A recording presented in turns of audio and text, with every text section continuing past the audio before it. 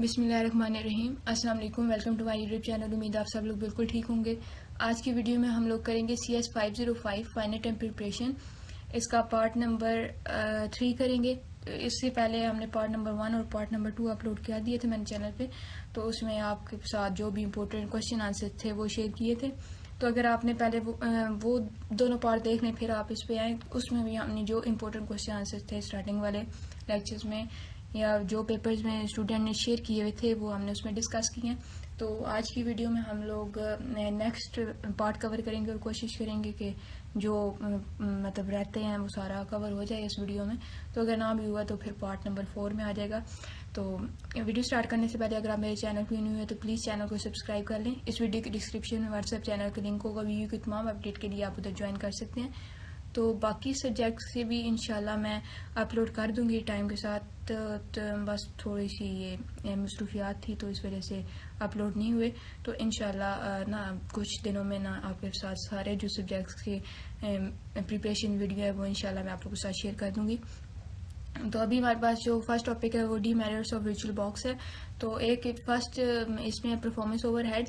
तो ये स्लोअर होता है क्योंकि इसमें then type 1 hypervisor for example ESXi hyper V. उसके बाद हाई रिसोर्स यूजेज होती है जिसमें ये रिक्वायर होता है अ पावरफुल होस्ट मशीन। उसके बाद लिमिट इंटरप्राइज यूज होता है कि not ideal for large scale data centres, ये लार्ज स्केल डाटा सेंटर के लिए आइडियल नहीं है। उसके बाद हार्डवेयर कंपैटिबिलिटी इशू भी आती है कि क्योंकि ये may not support all physical hardware efficiently, कि ये सारी फिजिकल हार्डवेयर को एफिशिएंटली सपोर्ट नहीं करता। उसके बाद इसमें सिक्योरिटी कंसर्न होते हैं कि ये लेस सिक्योर होता है as compare to bare metal hypervisor के साथ। नेक्स्ट जो हमारे पास क्वेश्चन है वो है वर्चुअल मशीन के रिलेटेड क्वेश्चन थे। तो वर्चुअल मशीन एक ऐसा सॉफ्टवेयर बेस्ड कंप्यूटर होता है जो रन होता है and independent operating system using virtualise hardware. ये इंडिपेंडेंटली रन होता है ऑपरेटिंग सिस्टम पे वर्चुअलाइज हार्डवेयर के साथ, जिसमें हमारे पास वी CPU आ जाता है, वी रैम आ जाता है और वी डिस्क आ जाती है। अब इसकी जो एग्जांपल है कि आप रनिंग विंडोज इनसाइड, आप विंडो को रन कर सके इनसाइड लिनक्स को यूजिंग किसके वर्चुअल बॉक्स और VMware वर्कस्टेशन के। अब इसमें हमारे पास जो की फीचर्स हैं वो फर्स्ट है ये कि एक आइसोलेटेड इन्वायरमेंट में रन होता है। उसके बाद ये सपोर्ट करता है मल्टीपल ऑपरेटिंग सिस्टम को कि वो एक सिंगल होस्ट पे रन हो सके। उसके बाद इसमें वर्चुअलाइज हार्डवेयर का यूज होता है। नेक्स्ट जो हमारे पास क्वेश्चन है वो हमारे पास है वर्चुअलाइजेशन वर्सेस कंटेनराइजेशन। तो इसमें इन दोनों का डिफरेंस है। फर्स्ट इसमें हमारे पास डेफिनेशन आ जाती है। तो ये क्रिएट करता है वर्चुअल मशीन्स को फुल ऑपरेटिंग सिस्टम के साथ और ये क्रिएट करता है लाइट वेट कंटेनर्स को विदाउट ऑपरेटिंग सिस्टम के साथ। उसके बाद ये रिक्वायर होता है इसमें मोर रैम CPU और डिस्क, और इसमें होती है यूजर्स फ्यूअर रिसोर्सेज का ये यूज़ करता है। उसके बाद इसमें बूट टाइम स्लोअर होता है क्योंकि ये मिनट्स में होता है। इसमें फास्टर होता है क्योंकि सेकंड्स में होता है। इसमें स्ट्रॉन्ग आइसोलेशन होती है, इसमें लेस आइसोलेशन होती है। इसकी एग्जांपल्स आती है वर्चुअलाइजेशन की VMware Hyper V virtual box और इसकी डुकर और कुबरनेट्स। नेक्स्ट जो हमारे पास है वो है वर्चुअल बॉक्स वर्सेस VMware। इसमें कंपैरिजन पॉइंट्स थे। तो ये वर्चुअल बॉक्स को डेवलप किया था ओरेकल ने और VM वर्कस्टेशन को VMware ने। उसके बाद वर्चुअल बॉक्स हमारे पास टाइप 2 हाइपरविजर है और VMware वर्कस्टेशन में हमारे पास टाइप 2 हाइपरविजर है। इसके बाद ये वर्चुअल बॉक्स ये फ्री ऑफ कॉस्ट है और ये ओपन सोर्स है और ये इसमें पेड वर्कस्टेशन होती है। इसके बाद इसकी परफॉर्मेंस स्लाइटली स्लोअर होती है और इसमें मोर ऑप्टिमाइज होती है। इसमें एंटरप्राइज का यूज लिमिटेड होता है और इसमें मोर एंटरप्राइज के फीचर्स आते हैं। नेक्स्ट जो हमारे पास क्वेश्चन है वो हमारे पास है टाइप 2 हाइपरविजर से रिलेटेड क्वेश्चन थे। तो फर्स्ट टाइप 2 हाइपरविजर हमारे पास क्या होता है। तो type 2 hypervisor runs on top of host operating system rather than directly on hardware. कि ये टाइप 2 हाइपरविजर होता है ये रन करता है directly top of host operating system के, ये नहीं है कि डायरेक्टली रन हो हार्डवेयर पे। इसमें आप एग्जांपल आपके पास वर्चुअल बॉक्स और VMware वर्कस्टेशन।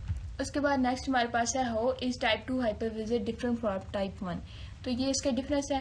तो टाइप 1 हाइपरविजर में ये डायरेक्टली रन होता है हार्डवेयर पे और टाइप 2 हाइपरविजर होता है ये इंस्टॉल होता है ऑपरेटिंग सिस्टम पे। अब टाइप 1 की हाइपरविजर की स्पीड फास्टर होती है बिकॉज इसमें बेटर रिसोर्स मैनेजमेंट होती है। और टाइप 2 होता है ये स्लो रहता है क्योंकि इसमें ऑपरेटिंग सिस्टम की लेयर आती हैं। उसके बाद यूज़ केस में ये इंटरप्राइज सर्वर होता है और ये पर्सनल और डेवलपमेंट यूज़ में इस्तेमाल होता है। उसके बाद रेस्टल डाटाबेस से रिलेटेड क्वेश्चन था। तो यहाँ पर आपकी एब्रीवेशन भी पूछ सकते हैं MCQs में। RDBMS स्टैंड फॉर तो रिलेशनल डाटाबेस, ये स्टोर करता है डाटा को टेबल्स की फॉर्म में रोज़ और कॉलम में। उसके बाद इसमें स्ट्रक्चर क्वेरी लैंग्वेज यूज़ होती है डाटा मैनेजमेंट के लिए। इसके एग्जांपल में my SQL, Postgre SQL, Oracle dB और माइक्रोसॉफ्ट एसक्यूएल सर्वर इसकी एग्जांपल है। तो फर्स्ट इसकी डेफिनेशन है, फिर इसमें कौन सी लैंग्वेज यूज़ होती है डाटा मैनेजमेंट के लिए, और फिर उसकी एग्जांपल्स हैं।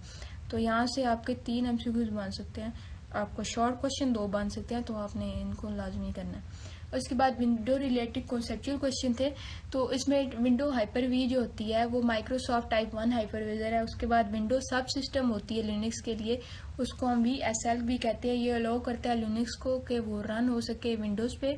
उसके बाद विंडोज़ वर्चुअल मशीन, ये विंडोज़ को रन हो सकते हैं गेस्ट ऑपरेटिंग सिस्टम पे, वर्चुअल बॉक्स में या VM वर्क स्टेशन में। उसके बाद नेक्स्ट हमारे पास क्वेश्चन है, can virtual box run without an operating system, कि क्या आपके वर्चुअल बॉक्स ऑपरेटिंग सिस्टम के बगैर रन कर सकता है।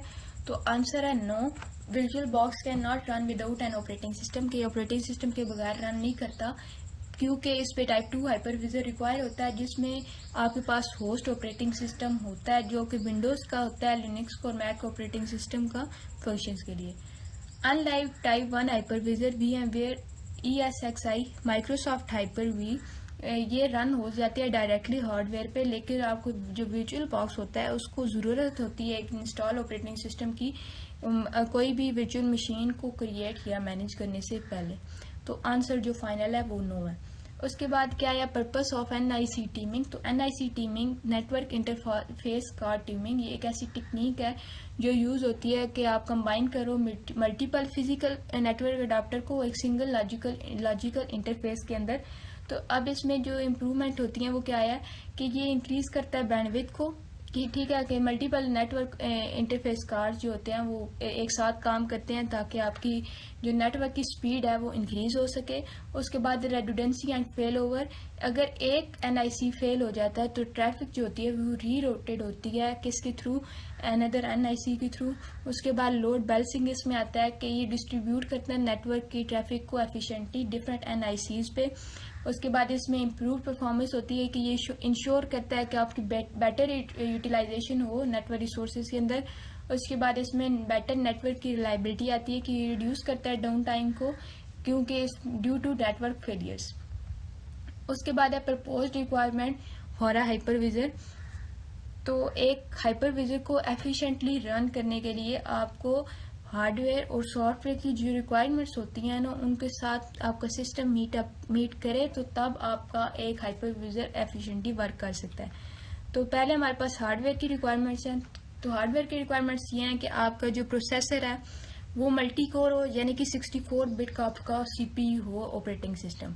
उसके बाद ये सपोर्ट करे वर्चुअलाइजेशन को, और इसमें इंटेल VT DATX और AMD DAT-V है। उसके बाद इसमें जो मिनिमम रैम है वो 8 GB है, और रिकमेंडेड आपके पास 16 GB या उससे ज़्यादा भी हो सकती है, लेकिन मिनिमम आपके पास 8 GB होनी चाहिए। उसके बाद स्टोरेज में आपके पास SSD और या HDD आ जाती है with at least 100 GB free space. तो आपको ज़्यादातर ये प्रेफर किया जाता है कि आप SSD का यूज़ करो। उसके बाद इसमें नेटवर्क है कि गीगाबिट ईथरनेट होता है जो कि वर्चुअल नेटवर्किंग या क्लाउड सेटअप के लिए यूज़ होता है। उसके बाद सॉफ्टवेयर रिक्वायरमेंट्स क्या है आपकी, ये कि आपका टाइप 1 हाइपरविजर हो जो डायरेक्टली इंस्टॉल हो हार्डवेयर पे। इसमें एग्जांपल आपके पास VMware ESXi या हाइपर वी है। उसके बाद टाइप 2 हाइपरविजर है, ये रिक्वायर करता है आपको होस्ट ऑपरेटिंग सिस्टम को, इसमें वर्चुअल बॉक्स आ जाते हैं, VMware वर्क स्टेशन आ जाते हैं। उसके बाद आपके पास माइक्रो ऑपरेटिंग सिस्टम कंपैटिबिलिटी आ जाती है कि सपोर्ट करता है आपकी गेस्ट ऑपरेटिंग सिस्टम की इंस्टॉलेशंस को। उसके बाद आपने पास जो नेक्स्ट क्वेश्चन है वो है 5 यूजेस ऑफ वर्चुअल मशीन्स। उनके वर्चुअल मशीन्स के 5 यूजेस लिखो। तो ये रन करता है मल्टीपल ऑपरेटिंग सिस्टम पे, जिसमें रन होता है ये विंडोज़ पे, लिनक्स पे, मैक ऑपरेटिंग सिस्टम पे और सिंगल मशीन पे। उसके बाद ये सॉफ्टवेयर की डेवलपमेंट और टेस्टिंग में यूज़ होता है कि ये टेस्ट करता है डिफरेंट इन्वायरमेंट में ऐप्स को, मतलब होस्ट ऑपरेटिंग को अफेक्ट किए बगैर ये जो ऐप्स होती हैं उनको डिफरेंट इन्वायरमेंट में टेस्ट करता है। उसके बाद सर्वर वर्चुअलाइजेशन आती है कि रन करता है मल्टीपल वर्चुअल सर्वर को एक सिंगल फिजिकल मशीन पे। उसके बाद इसमें साइबर सिक्योरिटी और सैंड बॉक्सिंग भी आती है, ये आइसोलेट करता है एप्लीकेशन को to test viruses and malware safely. उसके बाद जो नेक्स्ट हमारे पास है वो है डिजास्टर रिकवरी और बैकअप में भी यूज होता है कि इजीली क्रिएट करता है स्नैपशॉट्स को और सिस्टम की रिकवरी को। उसके बाद आपके पास था क्वेश्चन कि choose the 4 correct option regarding the para visualization की रिकॉर्डिंग। आपने 4 जो करेक्ट ऑप्शन है वो चूज करने हैं। तो फर्स्ट हमारे पास ऑप्शन था guest operating system is aware in it is running in visualize environment, कि आपका जो गेस्ट ऑपरेटिंग सिस्टम होता है वो इस बात से अवेयर होता है कि आपका जो सिस्टम हो वो एक विजुअलाइज इन्वायरमेंट के अंदर रन कर रहा है, तो ये ट्रू है, उसको पता होता है। उसके बाद आता है guest operating system need modification to work with hypervisor, कि आपका जो गेस्ट ऑपरेटिंग सिस्टम होता है उसमें मॉडिफिकेशन की उसकी ज़रूरत होती है ताकि वो वर्क कर सके हाइपरविजर के साथ, तो ये भी ट्रू है। उसके बाद है para visualization uses full hardware emulation like full visualization, तो ये हमारे पास फॉल्स है क्योंकि इसमें फुल हार्डवेयर एमुलेशन नहीं होती। उसके बाद है it provide better performance than full visualization by avoiding operating system translation, कि उसमें बेटर परफॉर्मेंस होती है मतलब फुल विजुअलाइजेशन में और ये अवॉइड करता है ट्रांसलेशन को, तो यस ये ट्रू है। It does not require hypervisor to function, कि इसमें हाइपरविजर की जरूरत नहीं होती, तो ये हमारे पास फॉल्स है। उसके बाद है uses hypercalls instead of direct hardware access, तो ये हमारे पास ट्रू है।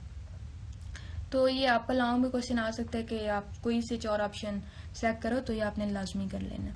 उसके बाद नेक्स्ट हमारे पास शॉर्ट क्वेश्चन है कि in list 3 no SQL databases, तो इसमें हमारे पास फर्स्ट है मोंगोडीबी क्योंकि ये डॉक्यूमेंट बेस्ड है।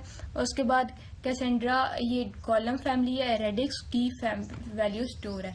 तो ये जो लास्ट वीडियो हमने बनाई थी उस पर NoSQL की डेटाबेस की डेफिनेशन भी थी, फिर उसकी आगे टाइप्स थी 4 और फिर उन 4 टाइप्स की आगे एग्जांपल भी थी, तो ये लॉन्ग क्वेश्चन भी है तो ये शॉर्ट में भी आया हुआ है। उसके बाद जो नेक्स्ट हमारे पास क्वेश्चन है वो है यूजेज ऑफ वर्चुअल बॉक्स, कि ये हमने ऊपर अभी पढ़ा है कि ये रन करता है मल्टीपल ऑपरेटिंग सिस्टम्स पे, फिर ये स्टोर और टेस्टिंग डेवलपमेंट में यूज़ होता है, इस बार ये नेटवर्क की सिक्योरिटी और टेस्टिंग में यूज़ होता है, एजुकेशन और ट्रेनिंग में, और स्नैपशॉट्स और बैकअप में भी ये यूज़ होता है। उसके बाद जो नेक्स्ट हमारे पास क्वेश्चन है वो है difference between running and pass state in a virtual box, की रनिंग और पास स्टेट क्या होती है वर्चुअल मशीन में। तो रनिंग स्टेट क्या होती है कि the virtual machine is actively executing and using CPU, RAM and other resources, कि वो एक्टिवली रन कर रही है, एग्जीक्यूट कर रही है, किसको, यूजिंग CPU को, रैम को और अदर रिसोर्सेज को। और जो पास स्टेट होती है the VM is temporarily stop but it's state is stored in RAM allowing it to resume instantly, कि वो टेम्परेली स्टॉप्ड है लेकिन उसकी जो स्टेट है वो रैम को यूज कर रही है और वो किसी टाइम भी रेज्यूम कर सकती है, मतलब एक आपने वक्ती तौर पर उसको स्टॉप किया हुआ है लेकिन आप जब भी चाहें उसको रेज्यूम करके यूज कर सकते हैं। अब इसमें इसका की डिफरेंस क्या है कि पास स्टेट में आपका CPU तो यूज में नहीं होता लेकिन आपकी जो रैम है वो स्टिल एलोकेटेड होती है, लेकिन जब एक रनिंग स्टेट है ना तो उसमें आपकी जो CPU और रैम दोनों एक्टिवली यूज हो रहे होते हैं। तो पॉज में आपके पास CPU तो यूज नहीं हो रहा होता लेकिन जो आपकी रैम है वो स्टिल एलोकेटेड होती है, तो आप जब भी चाहें उसको रेज्यूम कर सकते हैं। उसके बाद जो नेक्स्ट हमारे पास क्वेश्चन है वो है is hypervisor type 2 suitable for testing and production environment, कि क्या हाइपरविजर टाइप 2 वो सूटेबल है टेस्टिंग और प्रोडक्शन एनवायरनमेंट में, तो इसको जस्टिफाई करें। तो आंसर हमारे पास है no, type 2 hypervisor for example virtual box, VMware workstation are not suitable for production environment, कि ये टाइप 2 हाइपरविजर हमारे पास प्रोडक्शन एनवायरनमेंट के लिए सूटेबल नहीं है। क्यों? क्योंकि ये रन होता है होस्ट ऑपरेटिंग सिस्टम में, इसमें एक्स्ट्रा सॉफ्टवेयर की लेयर होती है जो रिड्यूस करती है आपकी परफॉर्मेंस को। उसके बाद ये लेस सिक्योर होता है क्योंकि इसमें मोर वल्नरेबल होती है since it depend upon the host operating system. उसके बाद ये एफिशिएंटली हैंडल नहीं कर सकती वर्कलोड को। तो आपका जो फाइनल आंसर है कि क्या टाइप 2 हाइपरविजर टेस्टिंग और प्रोडक्शन एनवायरनमेंट में यूज हो सकती है, तो वो नहीं है। तो फिर उसकी ये 3 रीजंस भी हैं। उसके बाद थर्ड जो वो हमारे पास है कि better for development and testing, कि सूटेबल स्मॉल स्केल आपके टेस्टिंग, लर्निंग और डीबगिंग में ये रिक्वायर होती है। अब प्रोडक्शन एनवायरनमेंट में हमें क्या यूज करना चाहिए, ये भी तो क्वेश्चन हो सकता है। तो उसमें हमारे पास टाइप 1 हाइपरविजर होती है जिसमें VMware, ESXi, माइक्रोसॉफ्ट Hyper-V होती है जो प्रेफर्ड होती है क्योंकि इसमें बेटर परफॉर्मेंस होती है, सिक्योरिटी होती है और रिसोर्स की मैनेजमेंट होती है, तो उसके लिए ये बहुत ज़्यादा हेल्पफुल है। उसके बाद है why do container boot faster than virtual machine, कि जो कंटेनर्स होते हैं वो ज़्यादा जल्दी बूट क्यों हो जाते हैं वर्चुअल मशीन्स के साथ। तो उसका आंसर ये है कि container share the host operating system kernel वाल VM require a full operating system boot, के जो कंटेनर होते हैं वो आपके पास होस्ट ऑपरेटिंग सिस्टम कर्नल को यूज़ कर लेते हैं, लेकिन जो वर्चुअल मशीन्स होती हैं उनके पास फुल ऑपरेटिंग सिस्टम बूट होता है। उसके बाद no need for hardware emulation, इसमें हार्डवेयर एमुलेशन की ज़रूरत नहीं होती। उसके बाद ये है कि कंटेनर यूज़ करते हैं लेस मेमोरी को और CPU को, ताकि जो स्टार्टअप है वो फास्टर हो सके। उसके बाद लाइट वेट इनका आर्किटेक्चर होता है कि इसमें only a few MB while MB आ रहे हैं, मतलब जो कंटेनर्स होते हैं वो हमारे पास MBs में होती हैं और जो वर्चुअल मशीन होती हैं वो हमारे पास GB में होती हैं, जो कि ज़्यादा हैवी होती हैं वर्चुअल मशीन्स। तो कंटेनर हमारे पास लाइट वेट होते हैं। उसके बाद इसकी एग्जांपल है डुकर कंटेन बूट इन सेकंड, के जो हमारे पास डुकर कंटेनर रहता है वो बूट हो जाता है सेकंड में, और जो वर्चुअल मशीन है वो टेक करती है मिनट्स में। तो आपके पास जो कंटेनर होते हैं, आगे हमने डिफरेंस में पढ़ा था वो सेकंड्स में चलते हैं, और जो आपकी वर्चुअल मशीन होती है वो मिनट्स में। उसके बाद हमारे पास है लॉन्ग क्वेश्चन। तो स्टैंडर्ड स्विच क्या है, तो इसके 5 कंपोनेंट लिखे। तो इसमें फर्स्ट हमारे पास है इनपुट एंड आउटपुट इंटरफेस, के ये हैंडल करता है इनकमिंग आउटकमिंग नेटवर्क की ट्रैफिक को। उसके बाद स्विच फैब्रिक ये ट्रांसफर कर देता है डाटा को between different ports inside the switch. उसके बाद प्रोसेसर होता है जो ये मैनेज करता है स्विचिंग के डिसीजंस को और कंट्रोल करता है नेटवर्क की ट्रैफिक को। उसके बाद मेमोरी बफरिंग एंड कैशिंग, ये स्टोर करता है डाटा को टेम्परेली मतलब फॉरवर्ड करने से पहले। उसके बाद ये मैनेजमेंट इंटरफेस ये अलाउ करता है कॉन्फ़िगरेशन को, इसमें यूज़ होता है हमारे पास CLI और GUI टूल्स। तो हमारी वीडियो लंबी होती जा रही है, लेकिन मेरे ख्याल से हम इसी में कर लें कवर तो अच्छा है। उसके बाद जो हमारे पास नेक्स्ट है वो है separate VMware and virtual box के पॉइंट। तो VMware और वर्चुअल बॉक्स, VMware को VMware ने डेवलप किया था और वर्चुअल बॉक्स को ओरेकल से डेवलप हुआ था। इसमें हाइपरविजर टाइप 1 है और टाइप 2, और इसमें टाइप 2 यूज़ होती है, और ये सूटेबल होता है लार्ज स्केल वर्चुअलाइजेशन के लिए, और ये वर्चुअल बॉक्स हमारे पास पर्सनल यूज़ के लिए होता है। उसके बाद ये इसकी जो VMware है ये पेड है, और वर्चुअल बॉक्स हमारे पास फ्री और ओपन सोर्स है। इसमें जो परफॉर्मेंस होती है वो ऑप्टिमाइज्ड होती है बिजनेस एनवायरनमेंट के लिए, और इसमें लेस ऑप्टिमाइज होती है ताकि फ्लेक्सिबल टेस्टिंग हो सके। उसके बाद हमारे पास नेक्स्ट है कि list any 5 types of databases, के 5 टाइप की डेटाबेसेस लिखें।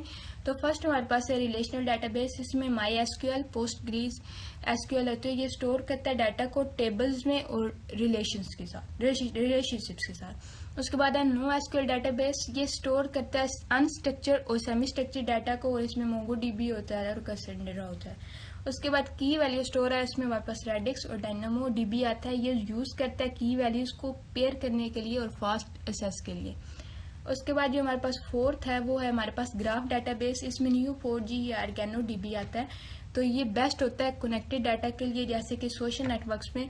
उसके बाद है कोलुमिनर डेटाबेस, ये HBase या एपिक कैसेंड्रा होता है, और ये स्टोर करता है डाटा को कॉलम्स में और ऑप्टिमाइज्ड होता है फास्ट एनालिटिक्स के लिए। उसके बाद हमारे पास जो क्वेश्चन है वो है top 5 resources of a virtual machine. 5 resources virtual machines के कौन से हैं, तो वो हमारे पास है CPU, वर्चुअल CPU प्रोसेस करता है इंस्ट्रक्शंस को और एग्जीक्यूट करता है टास्क को।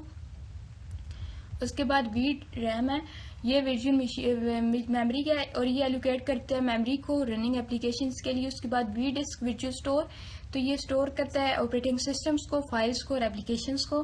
उसके बाद VNIC virtual network interface card, ये इनेबल करता है नेटवर्क कनेक्टिविटी को। उसके बाद GPU, तो ये ग्राफिक प्रोसेसिंग यूनिट है और वर्चुअलाइज्ड है, और ये प्रोवाइड करता है ग्राफिकल प्रोसेसिंग को हाई परफॉर्मेंस एप्लीकेशन के लिए।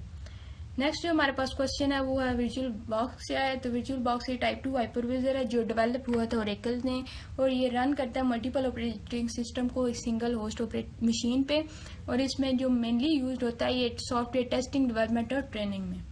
तो ये कितनी दफ़ा क्वेश्चन हमारा रिपीट हुआ है, तो मोस्ट इंपॉर्टेंट है। इफ वो useful virtualization instead of para virtualization, what problem might we face, कि अगर हम यूज़ करते हैं फुल वर्चुअलाइजेशन को पैरा वर्चुअलाइजेशन की निस्बत, तो हमें कौन से प्रॉब्लम्स को फेस करना पड़ेगा वो बताएं।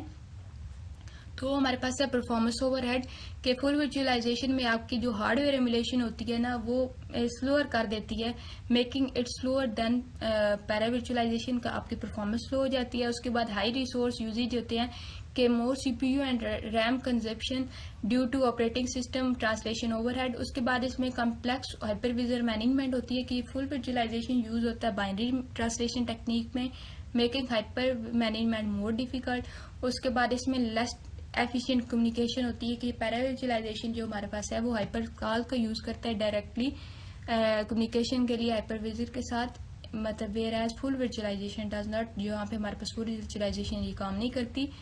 उसके बाद हमारे पास नेक्स्ट क्वेश्चन है, if company want to virtualize multiple physical server into a single platform what solution can they use, कि अगर एक कंपनी वर्चुअलाइज करना चाहती है मल्टीपल फिजिकल सर्वर्स को एक सिंगल प्लेटफॉर्म में, तो उनके पास क्या सोल्यूशन होगा। तो वो हमारे पास आंसर है VMware ESXi a type 1 hypervisor. ये एक आइडियल इंटरप्राइज लेवल वर्चुअलाइजेशन होता है जो आपकी मल्टीपल वर्चुअल मशीन्स को एफिशिएंटली एक सिंगल फिजिकल सर्वर पर चला सकता है।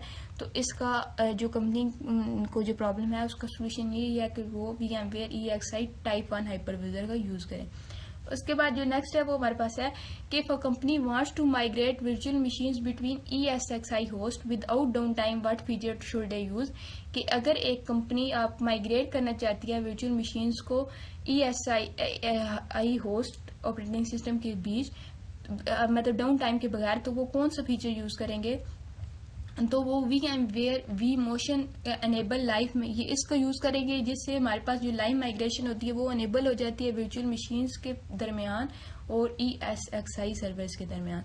तो इसमें हमारे पास VMware और vMotion का यूज होगा और इसमें हमारे पास VMware ESXi टाइप 1 हाइपरविजर का यूज होगा। उसके बाद जो नेक्स्ट हमारे पास क्वेश्चन है वो 2 example of time series database. Time series database की 2 एग्जांपल्स क्या हैं, तो वो है InfluxDB। ये डिज़ाइन होता है हाई स्पीड टाइम सीरीज के लिए और डाटा प्रोसेसिंग के लिए। उसके बाद OpenTSDB, तो ये ऑप्टिमाइज होता है for handling large scale time series data sets के लिए। तो ये 2 एग्जांपल है टाइम सीरीज डाटाबेस की।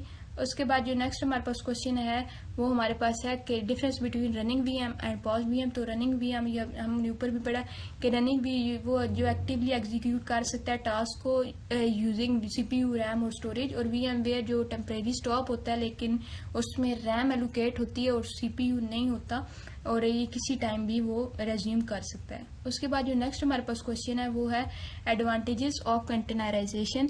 तो फर्स्ट जो होते हैं कि कंटेनर्स जो होते हैं वो operating system host operating kernel system को शेयर करते हैं, जिससे जो रिसोर्सेज होती हैं वो रिड्यूस हो जाती हैं, मतलब ये लाइट वेट होते हैं। उसके बाद फास्टर बूट टाइम होता है कि ये स्टार्ट हो जाता है सेकंड्स में और विजुअल बॉक्स मिनट्स में स्टार्ट होते हैं। तो उसके बाद पोर्टेबिलिटी होती है कि ये किसी भी प्लेटफॉर्म पे रन हो सकता है, जैसे कि विंडोज़ आ जाती है, लिनक्स आ जाता है, क्लाउड आ जाता है। उसके बाद एफिशिएंट रिसोर्स यूजेज आती है इसमें कि ये रिक्वायर करता है लेस रैम को CPU को ऑपरेटिंग सिस्टम की निस्बत। इसके बाद ये बेटर स्केलेबिलिटी होती है कि ये रन करता है स्केल्स को up and down based on demand. उसके बाद हमारे पास वर्चुअलाइजेशन के डीमेरिट्स हैं।